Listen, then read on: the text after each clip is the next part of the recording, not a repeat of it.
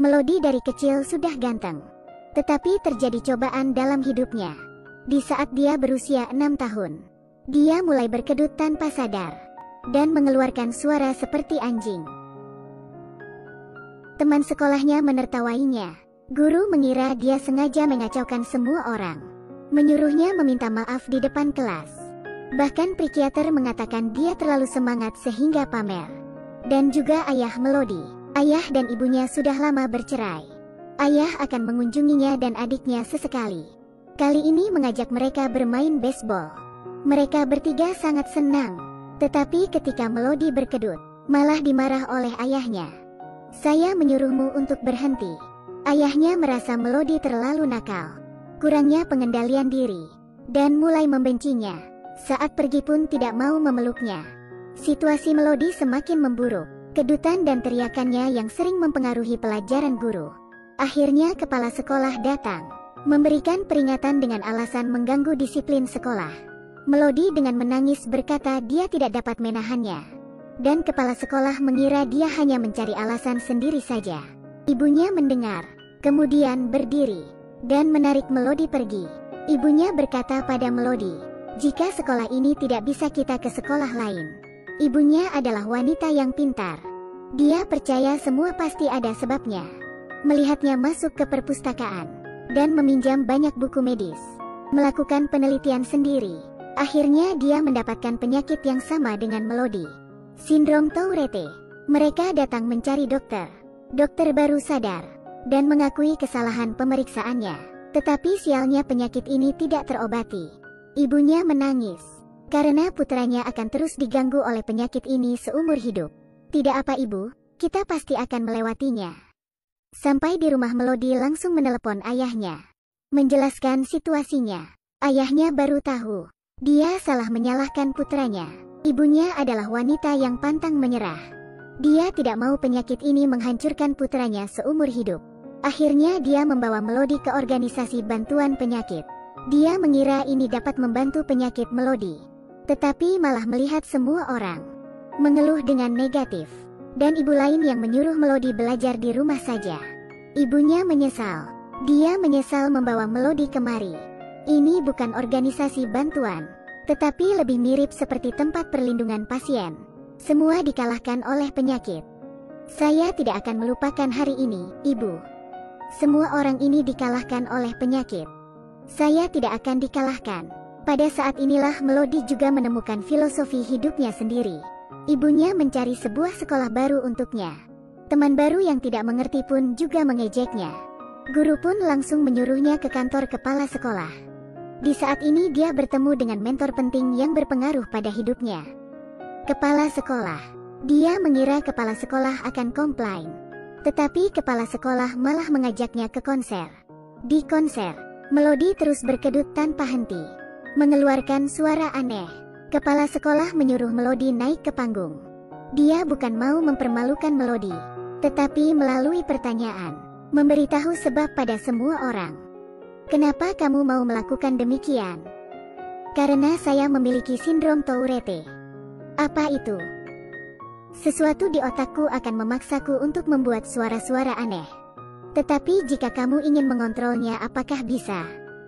Tidak bisa, Pak. Ini adalah sebuah penyakit aneh. Kenapa kamu tidak mau mengobatinya? Tidak ada cara untuk mengobatinya. Kalian tidak ingin mendengar suara aneh. Saya lebih tidak ingin mengeluarkan suara ini. Ini menjadi lebih buruk ketika saya stres. Misalnya, jika orang lain tidak dapat menerimanya, saya tidak dapat mengontrolnya. Ketika saya merasa diterima, maka tidak terlalu buruk. Apa yang bisa kami lakukan? Apa yang bisa dilakukan kami semua? Apa yang bisa kami bantu Melody? Saya hanya ingin diperlakukan sama. Bagus. Duduklah kembali.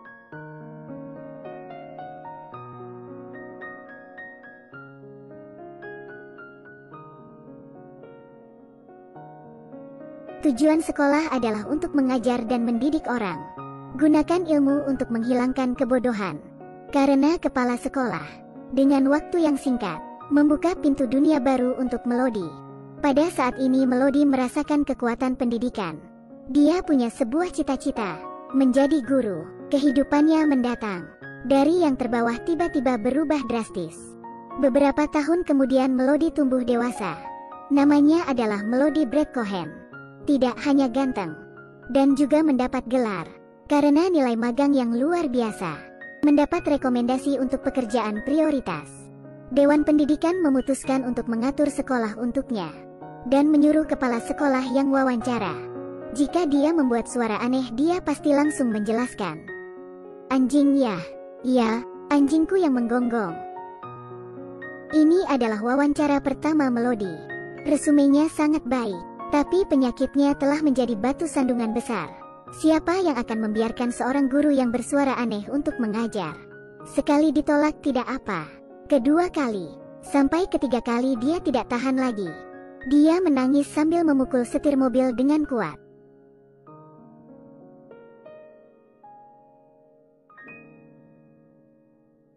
Dia menelepon ibunya untuk mengeluh tentang ketidakadilan dunia. Ibunya mengatakan jika dia mengalah maka pulang saja. Tiket pun sudah dibeli. Kata-kata ibunya sangat berkesan. Melody pun semangat kembali, karena telah memilih jalan yang sulit. Hanya bisa berusaha untuk membuktikannya. Jika berhenti di tengah jalan itu sama dengan menyerah.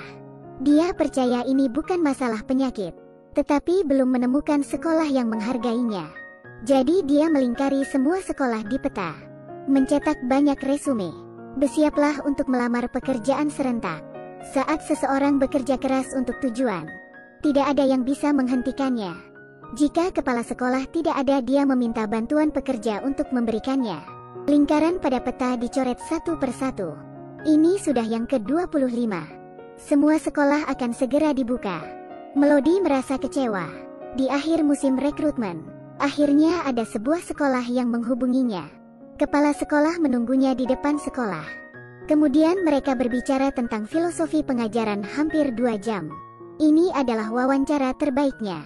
Setelah beberapa putaran penilaian, dia akhirnya mendapatkan ruang kelasnya sendiri.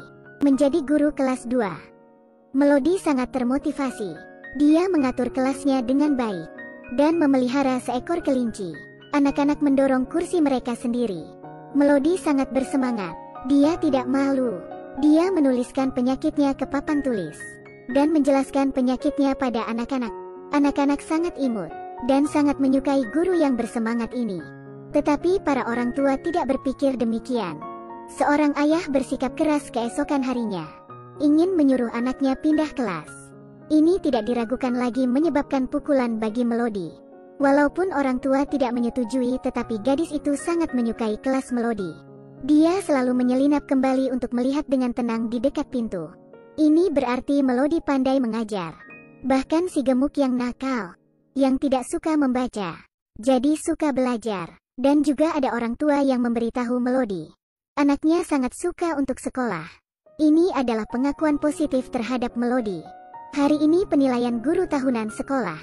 Penguji sedang mengamati di luar pintu. Di dalam kelas Melody mengajar anak. Pemikiran yang berbeda dan ekspansi yang berani. Benar-benar berbeda dari guru lain. Anak-anak sangat suka belajar. Melody menatap penguji, khawatir mendapat ulasan buruk karena penyakitnya. Kemudian, ternyata tidak perlu dikhawatirkan. Hari itu wakil kepala sekolah mengumumkan, Melody dinobatkan sebagai guru baru terbaik dari keseluruhan. Murid dan guru pun bertepuk tangan untuknya. Ini adalah penegasan tingkat tinggi untuknya. Pada pertemuan penghargaan, dia memegang piala dan memberikan pidato. Ketika Melody berbicara tentang apa yang akan dia pelajari dari penyakitnya, murid malah mengangkat tangan mau menjawab. Oke, Galen, Anda belajar untuk terus berjalan.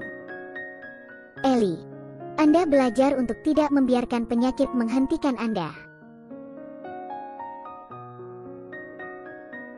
Thomas, belajarlah untuk tidak dikalahkan.